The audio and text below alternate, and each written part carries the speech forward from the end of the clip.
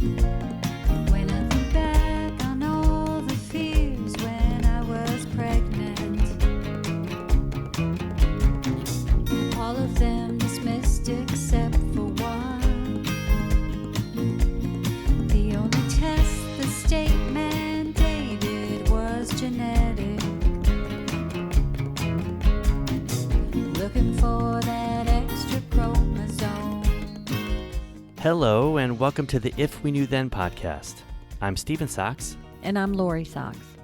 And today we are talking about hope and the next generation. And I think that's like a Star Trek. Yeah, it does sound I like. think that's like a combination of a Star Trek and a Star Wars title.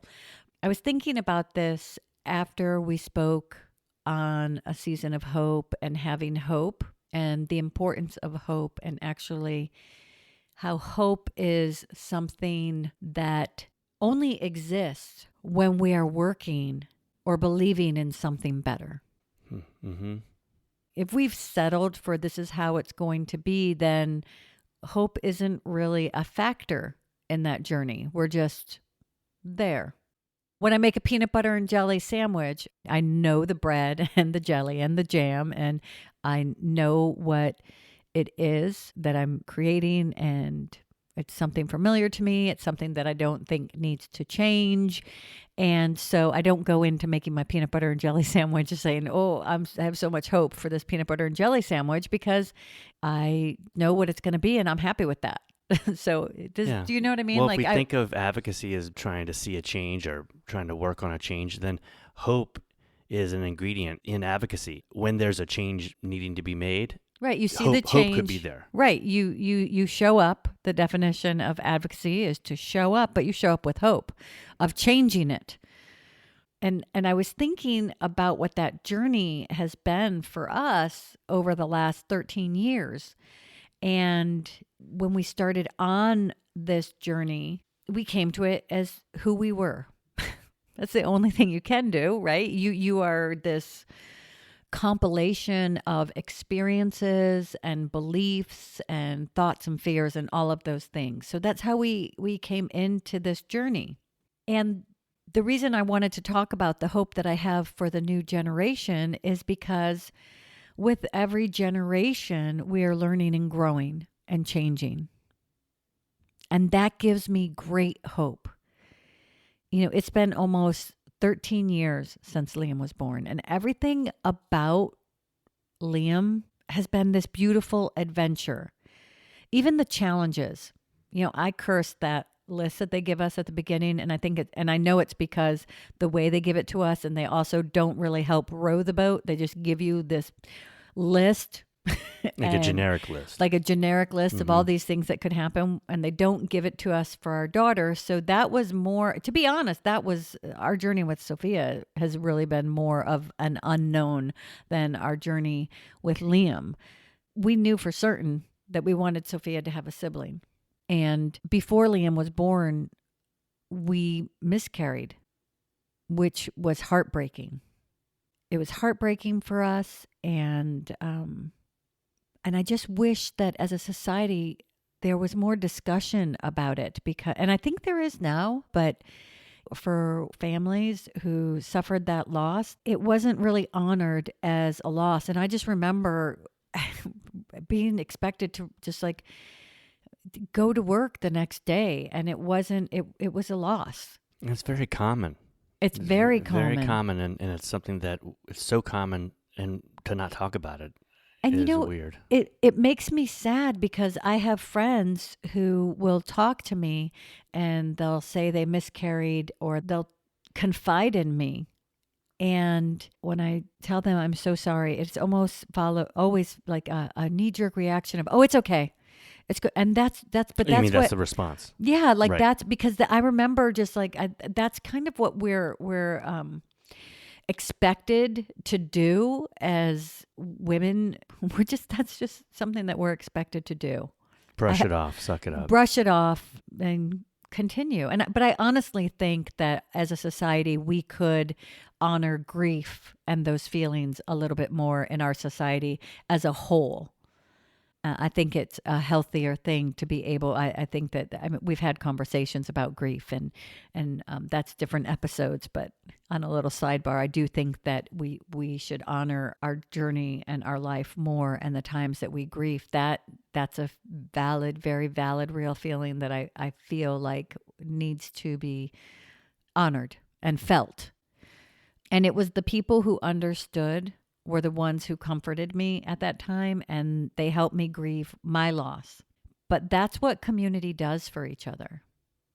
A community, like people with a commonality, form a community, and that's, we can understand, and that's really what this community has been, is we understand that the journey we're on, and so we comfort each other, we give each other insight, we lift each other. Just relaying our experiences so that it's not just as much of an unknown for... It's not so lonely. Yeah. Like, I feel like when we know that we're together, when we know that there's someone else, then it just lifts it a little bit.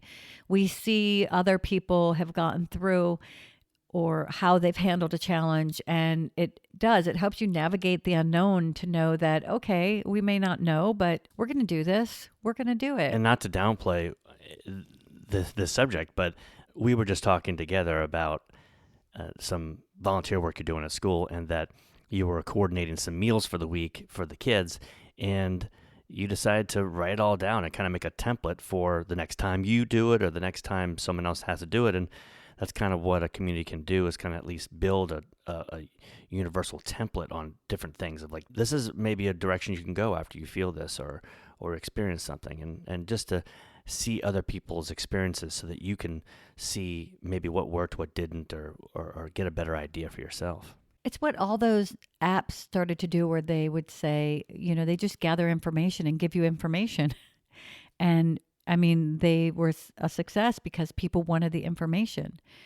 It is that sense of community and not isolation.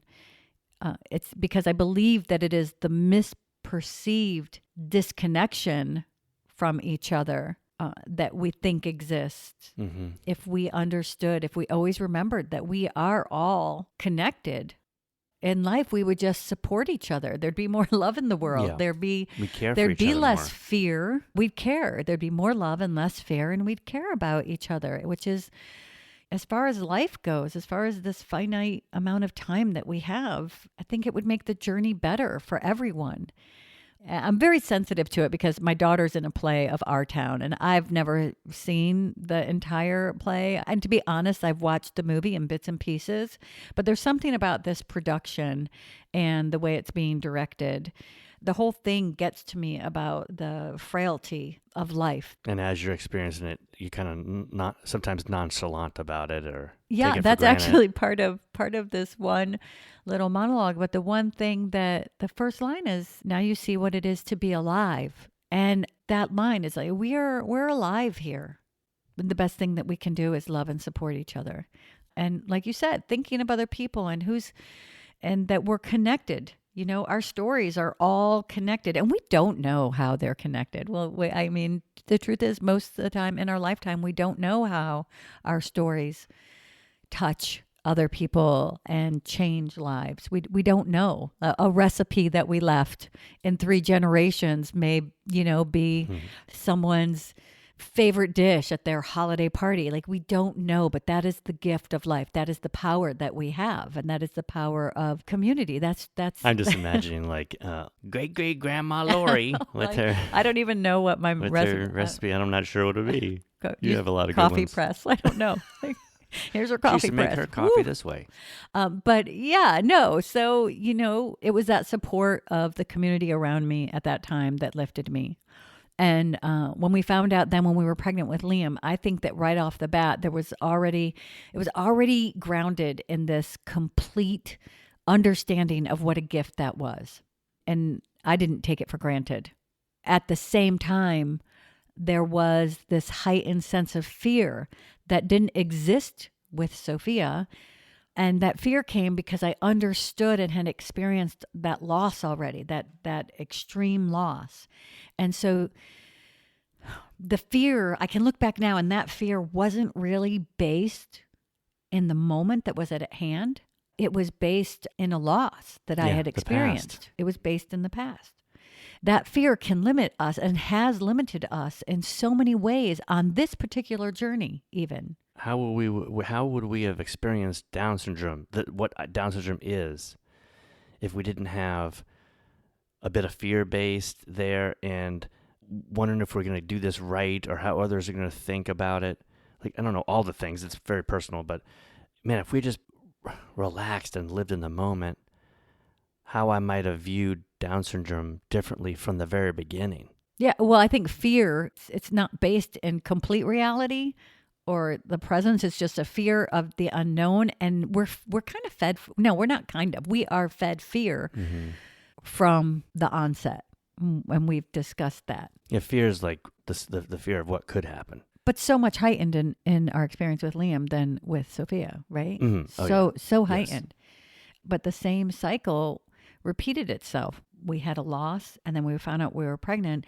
That Liam's pregnancy was different. It was affected by what we had experienced, and there was such a I was so meticulous in everything. Whereas, like with Sophia, I think I taught a spin class when I was 8 months pregnant. Like I was so naive, to any kind of challenge that could exist.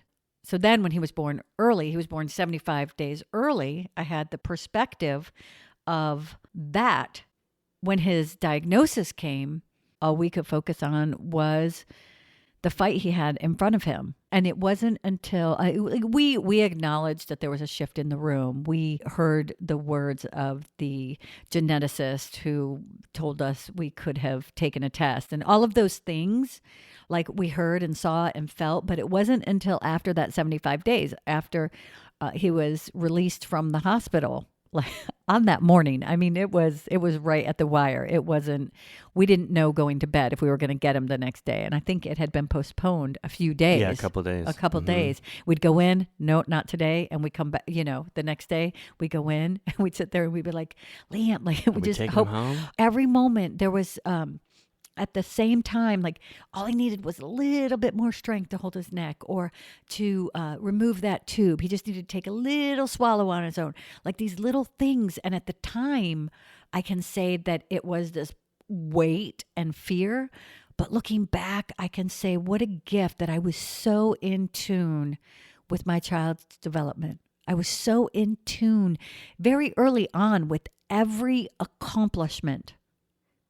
And that, if you're just on the beginning of this journey, that is such a gift. Because, as parents of Sophia, she did all these miraculous milestones, and they were not given the credence that they deserved.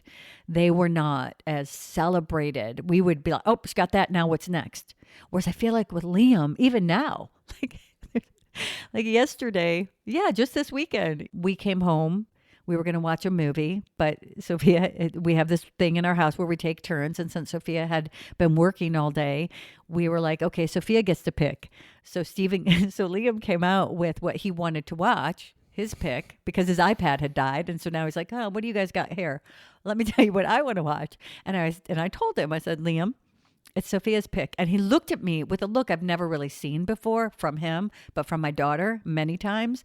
He was like, mm-hmm. And it kind of like, I'll be right back. And he walked into our bedroom where Stephen was.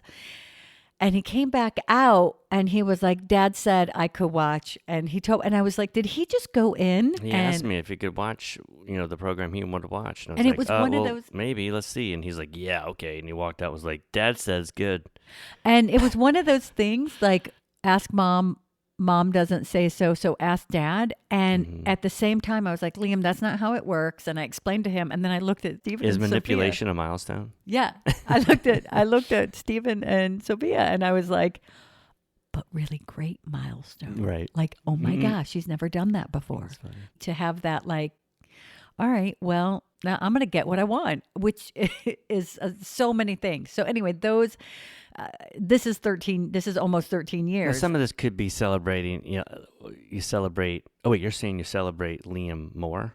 I think we see and celebrate his milestones more. Like we do. We're just so highly aware. I was going to say maybe that's something for a second child too, but maybe I was thinking, oh, you're relaxed. You just kind of like, No, all right. But infamously, the second honestly, and third child are wouldn't like, get praise. no, they get like, oh yeah, yeah, it's been Whatevs. done. But so just that is such a gift looking back. Where if we knew then that those things would be actual little gifts for us. But when he was released from the hospital 75 days later, I think that's when we took our first breath. And when I mean our first breath, that's when we were like, he's alive. Okay. Now, what was that you said about an extra chromosome? Mm-hmm. I think like what is that? And that was when the stereotypes and the misperceptions began to sink in.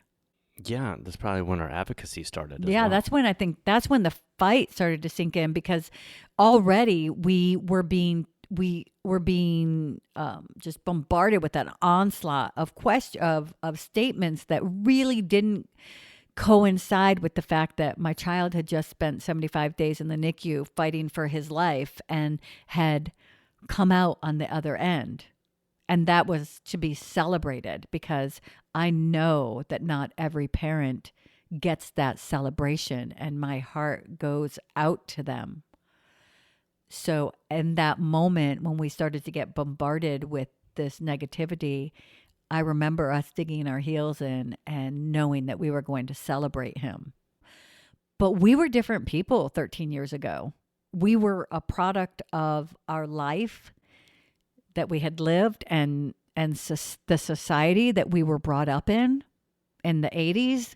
Yeah, well, I mean, we're Look always back at any evolving. films So from the 80s and you see just like the prejudice and discrimination and the lack of inclusion and the way disabilities were looked at, the Oh, way yeah. there I was mean, so much so much. inequality. I mean, so much so much. inequality. And to be honest, like disability is on the last of that list. of society people. was different. I mean, People, yes. you notice that like when it comes to discrimination, disability, I feel like there's almost an expectancy that there's inequality. Like we fight when we see inequality, and we fight against inequality for every marginalized group. But when it comes to disability, I feel like as parents, we're expected to just accept that our child is not equal. Mm. That's like, it's just like a thing. Like, oh, well, why are you at this party? Like, why are you at the party for inclusion? Why are you at the party for why is disability here?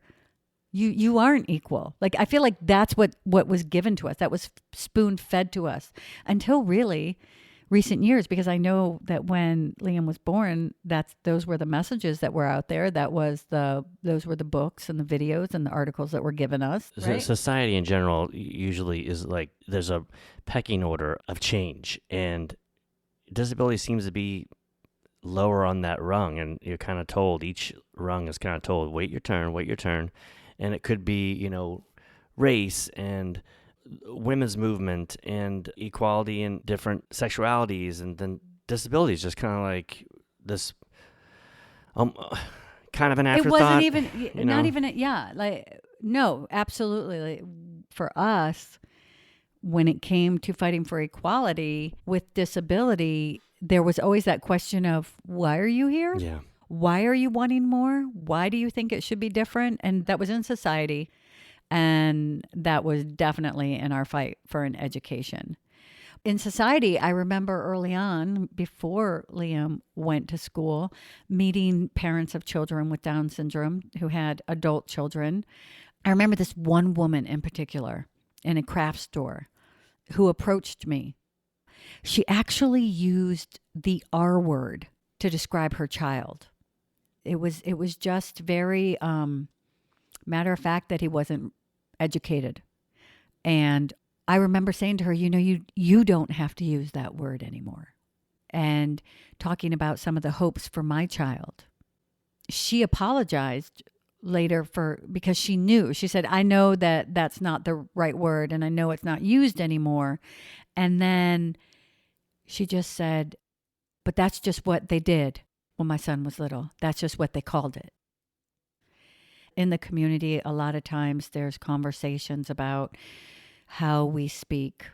And it's very important how we speak about our children. But I think it's also, as a community, to honor that people have had different paths. So if someone uses a word that we don't use, if someone speaks in limits over their child, it's just a product of the life and their experience that they have had. We can encourage, we can use guiding words, but I think that judging them, we don't want them to feel any more guilt. We don't need to make people feel bad for what they came through.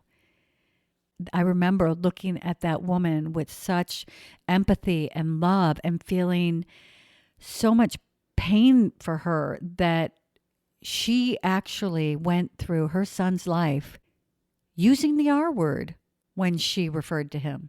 And she didn't use it in like the way that like people use it in a hurtful way. It was almost like saying, that's my son. Mm-hmm. You know, it was just a word. It was just the adjective used when describing, there's my son is a sixth grader. My son is 12. My son is tall. Like that's how she used it. But he was 40 years old. And so he would have come up through the 70s. And back then that's just what you just accepted, what society gave you, especially with disabilities. We do that now too. I mean, that's what a lot of our advocacy is. You know, where do we put our trust, or who do we listen to, or when do we... But we know better now.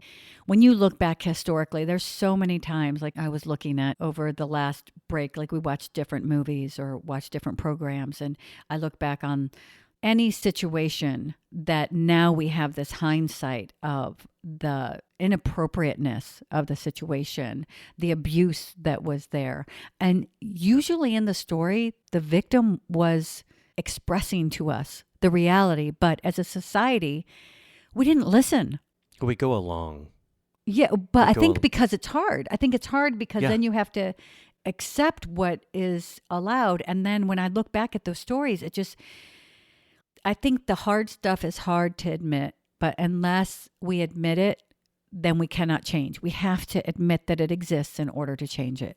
Period. And it's been happening all along, little by little. And the people who have like spearheaded those activisms and advocacies, I mean, I look at their bravery and their strength and their courage to do that, because for the most part, they were doing it.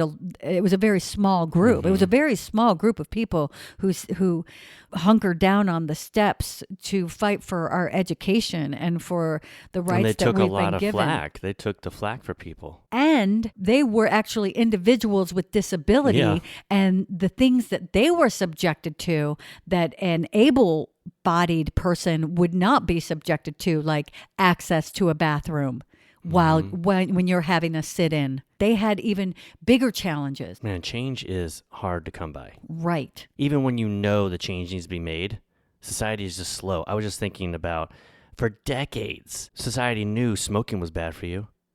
For decades, doctors were like, "Oh yeah, well." It's good. I mean, but people did it because it was just because also they were everyone told, did it. But they were told this is good for your nerves. This will help your speech impediments. There were that too. But even when they were told, okay, there's really not a lot there that's good for you, it was more of like, yeah, but, and then it slowly became. Now we're at a place where it's almost the opposite. People almost shun for it, but. It's a slow change. That's a good example, because you're talking about that once it's a vice, once it's a habit, once it's an addiction. Yeah, once it's something that is just taken. But that's just like any anything that we do that's self-destructive, anything that we do that doesn't move us along in our journey. Like Ruth Bader Ginsburg, there's a beautiful little 30-minute documentary, one of Ruth Bader Ginsburg's last interviews before she died. And one of the things she said that her mother taught her was for her always to act like a lady. Then she defined that as not investing in the emotions that do not move our life forward, like fear, jealousy, and regret. Yeah. It's not productive. It's not productive, right? But once we're in the fear and jealousy and regret, it takes work to get out of it. Once we've been put in that place of fear, once we've been fed and absorbed that fear, it takes work. We have to see, like I didn't know how much fear I had driving my actions when I was at Liam's old school, fighting for his education. But so I had to Oh, when see. you're in it, it takes It's time to so even hard. realize that you're just spinning your wheels in something. And it was like once I was out of it, I could see, oh my gosh, all the fear. Now I have these remnants of fears. And now I have to deal with the after effects of fear, or I continue to live with those fears. Like, so it's a whole process. That's the thing, is that we see that now. We're given the ability to see the difference and to make a change. You know, I look back at some of the fights or thoughts that I was subjected to 13 years ago, and some of them are now rejected by society as a whole. The R word, for the most part, like 85% of society knows that that's a bad thing. Mm-hmm. There's another part of it that knows it's believed to be a bad thing, but refuses to That's the to change is support slow. that. The change is slow. I think about how inclusion and diversity are words that have found their way into the mainstream. And we don't have to be the first ones to speak them. I remember learning the words inclusive classroom because the only word I knew was mainstream. And mainstream and inclusion are two totally different things. But I didn't know. I had to learn them. And now we know the difference. We know what inclusion is. An inclusive classroom was not something that I ever heard until Liam was going to enter into the school system. It wasn't inclusion for Sophia. It was school. It was going to school. She didn't have to fight or know that she wanted the least restrictive environment. That was just given to her. They looked at her and said, okay. It was just inclusion.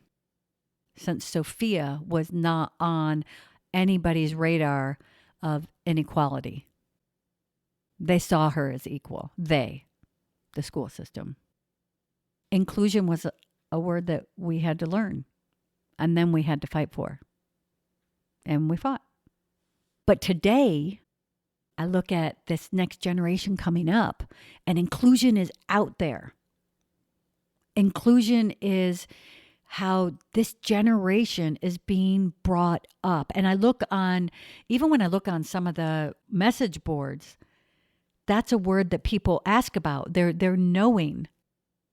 And this gives me hope. It gives us so much hope for the parents that are coming into our community. Because now any difference that their child has will have the perspective of the fact that we're all different. I mean, I love millennials and the fact that they have really embraced and shined a light on that. And I remember the fight, like, you know, oh, everybody said there was such sarcasm from the older generation of, oh, okay. But I think that's because they don't understand how important embracing differences are.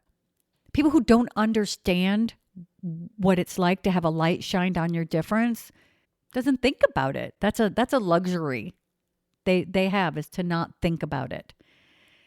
But now, this generation, they have the perspective that we're all different. So, you know, we're all different. Any support or accommodation their child will need will have the insight that we all have supports and accommodations in our life. All of us. Every single one of us. I can name so many from just this morning. I put on my glasses so that I could read. I need to have a plan that's organized. I need a quieter space to think and do my work. I need a little bit of extra time. I need my assignments at hand, in my hand, so I can reread them. I need that tangible, because that's how my brain can process better with tangible, where I can look back instead of digital. That makes it a little bit harder. I think now apps you can actually underline and highlight on a digital, which is brilliant. But this is how I absorb information and process my day in a better way that helps me to access my life. And you can take that and turn it into accommodations for your child so that they can access their curriculum. And it's not any different. But for some reason, when we first entered into the school system, it was presented to us like this, oh, well, this is a big thing. And with such negativity and judgment and shame. And I do believe that the generations coming through now are not subscribing to that shame that is being handed down. I believe that they're they have the wisdom and the insight to see it for what it is and the courage to make those changes across the board. Well, I've always thought, a crosswalk's like go signal, that like walking person, the white walking person, lasts just like whatever the typical length of time it would take for someone to cross the street. But if someone needed more time, like an older person with a walker or a parent pushing a stroller or something, and that walk sign then became the red hand that says stop, and then you get the green light and you can cross, legally you can cross in, you're not just going to run people over. Can you accommodate those people? And you say, have a little bit more time to get across the street. That's a really good point, because you're not going to run them over because the law says you cannot run that They had to person make a over. law about it. And the violation of your IEP, guess what? That's Mhm. against the law too. Yeah. It's the law that this child needs to be educated. But You can't just run through them. And here's the thing, is that it's not just old people or parents with strollers. I ran a marathon, and the next day I needed more time in that crosswalk. Mhm. I was able-bodied, but when I ran a marathon, my legs were tight and I was in pain and I needed more time. We all need those accommodations. It is not just for this one group. And if as a society, we can just embrace that and quit making people feel bad or trying to project fear onto them, we're going to be better off. And I think that's what I see. Like, that is what I see in this next generation. That's what I see when we speak to some of our guests that are creating these new pathways and fighting for these new laws and research and empathy and all of these beautiful things that are coming from that inclusive mindset. So I have hope that when a parent receives a diagnosis, that there's going to be accurate information out there for them to access. And that the information is going to be real facts as to what the existence of that extra chromosome means, along with a list. That list that I was given, which I hope is getting shorter as they wean out the inaccurate descriptions. But I am hopeful that whatever list there is accompanied by a list of supports that can be requested. And I hope it's for every child that is born. I'm hopeful that eventually there will be a new picture that pops up on WebMD and your Google search. When you Google Down syndrome, you get that pencil sketch drawing that is just inappropriate, and the description of Down syndrome, which is inaccurate. I'm hopeful that that's going to change. It needs to, because It it's a trusted thing. I mean, we've put Google searches and AI in such a place that when people do search something, it's like when they add up two really long numbers on their calculator and press equal sign, they no doubtedly 100% think that's the answer. And in your calculator, it usually is, but it's not the same thing when you Google something. That's not the general picture of someone with Down syndrome. When was Those that picture aren't- drawn, right? I know. And those aren't the accurate descriptions of it. But people follow that. I mean, I just recently heard a podcast about, AI stuff, but just the trust we have in authorities. And we've come to trust software and stuff so much that there was a study showing how we trust so much. And there was this robot dog that was going to lead everyone out of a building when it was on fire. And so you trusted that this dog was going the place it was supposed to go. So everybody followed it, passing up exits that you could look through the glass door and see there's a green lawn right there that you could just be out of the building, but continuing to follow this robot up and down stairs and just doing circles. And they continued to follow this dog. Now, it was a study, so no one was in danger. But we had just put our trust in that thing that we trust and just followed blindlessly like lemmings, really. And so I think we do that with doctors of the past, with researchers. And I'm going to say at the beginning we do that, until Well, we did. until you realize, oh, there's a lawn right there. There's a beautiful Yeah, full we can lawn. exit right here, guys. Yeah, right? we can take our own path. Mm-hmm. We can be sitting out in the sun instead of just in a smoke-filled room because someone's telling us that that's where we're supposed to sit. That might be why change is so hard. Yeah, I mean, it's so much. It's so much that we're not necessarily programmed to question everything and do. But the new generation, this next generation that's coming behind us, they are. they are questioning things. They are standing up against ridicule. I think that's why I'm hopeful. I mean, I think every generation, because there's that progression and the evolution of humanity. But in this community, I mean, this is a fight that was actually created, as we know, at the start of the Industrial Revolution. Before that, people with differences, people with learning differences or physical challenges, that was my son, just like there's my daughter, and this is who she is. And that was accepted, and They were part of the community. they were part of the community, just like everyone, and that's who they were, and they found their place. Watch Ted Green's documentary that talks about how the Industrial Revolution planted these seeds and made these laws and did all these horrible things. That's the stuff that we're repeating. That's the stuff that we're taking as fact. That is fear-based, and that is why the challenges that we're given are based in fear and meant to insinuate fear, because that was the plan a very long time ago. And that is how they got parents to, just give their children up to institutions. So there's change. We have the information now. Now we can make those changes. We can say, oh, Maya Angelou said, when we know better, we do better. And it is one of my favorite quotes, because when we know better, when we have the information and we understand where something came from, and we know that it wasn't meant to do any good, that it was based in fear, that it was propagating misperceptions for an ulterior motive. When we know better, we do better.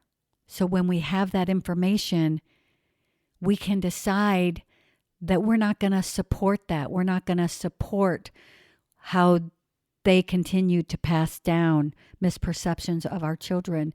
We are going to change those, and we have. We have been changing them. We're not going to accept a school who says they're not going to educate our child and they're going to break the law. We're just not going to accept it. People fought for those laws. 504, that was fought for. IDEA, people gave their blood, sweat, and tears. Just like all change across the board. IDEA is a law. Know it. Connect with your advocates. Connect with the special education department in your district. Connect with your Down syndrome support groups. Know what those laws are and tell others. And don't accept it when people try to tell you or try to just violate those laws. I'm hopeful that the law is now readily available, and it's in so many conversations. We didn't know 13 years ago, but I'm hopeful that it's in so many conversations, so many stories out there, that it's readily available when it comes to education, and parents understand that an equal education is not a favor that someone is going to do for you, but it is a civil right. It is your child's civil right, and they have the right to an inclusive classroom, the least restrictive environment. They have a right to the supports they need to access their curriculum, and you have the right to ask for those supports. So think about the supports you need. Look at where your child is and think, what could I give them to support them? It could be a fatter pencil. It could be a triangle shaped crayon. It is fewer words on a spelling list. It is fewer math problems. It is a squishy on their seat. It is more time to finish a test. It is their BII and BID support, because sometimes behaviors can be a challenge, not for your child to be inclusive, but for them to access their work. So they don't have to be removed from the classroom. They just need to support in the classroom. And you look around that classroom, every child needs support, especially in elementary school. I think our son was the most well-behaved, like before COVID, he got to third grade. He was always the most well-behaved. On the accommodation list, calculator. Calculator for math, people. Yep, we've talked about that. And there's episodes about accommodations and all of those things. But those are your child's rights and they're not a favor. And if they're going to fight you on it, then you can ask them to put it in writing why. So that way you can then contact your district and file a complaint saying that your school doesn't abide by the laws and violates your child's rights. I have hope that parents understand what an IEP is. It is a legal binding document.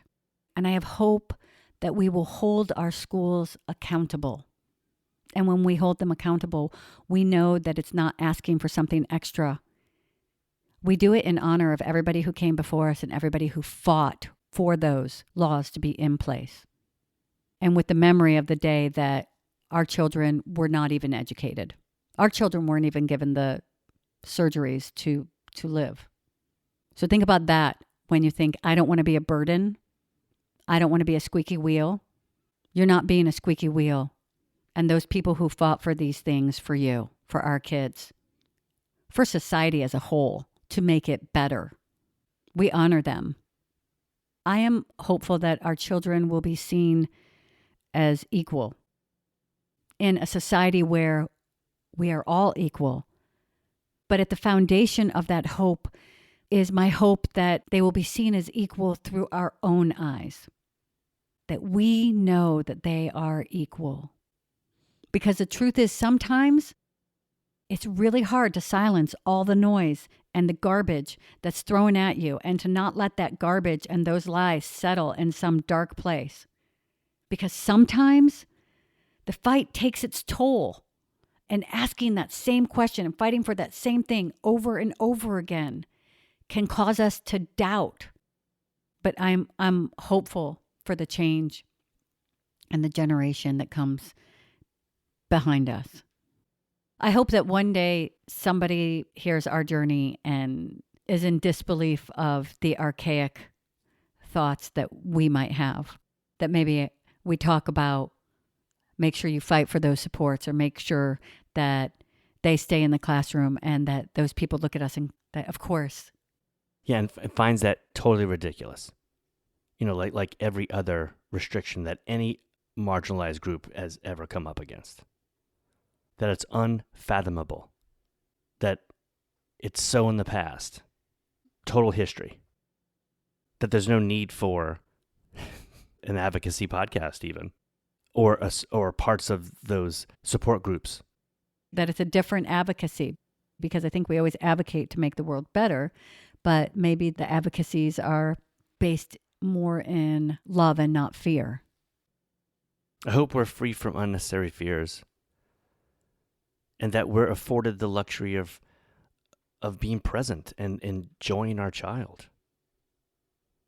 That's something that seems to really get robbed with the diagnosis. I'm hopeful that professionals coming up in the world have experienced inclusion and had some experience with someone with Down syndrome in their life in a real way. And that they also move forward changing the narrative. I'm hopeful for the families and friends of parents whose child receives a diagnosis today. That their starting point is way ahead, light years ahead of what our starting point was. That their support system is strong. That their questions can be answered. That they never hear the R word. That part of this journey doesn't include those archaic beliefs that some older generations might have spoke to us about when they heard our child had Down syndrome. It goes back to when you said the hope of, at the very least, parents see the equality. Because that's where it starts, in the home. And your child's going to have such a better foundation if at least in the home they're thought of as equal. And you go on with that intent and that confidence out into the world and just demand that that's accepted. Celebrating our children every moment and every step of the way.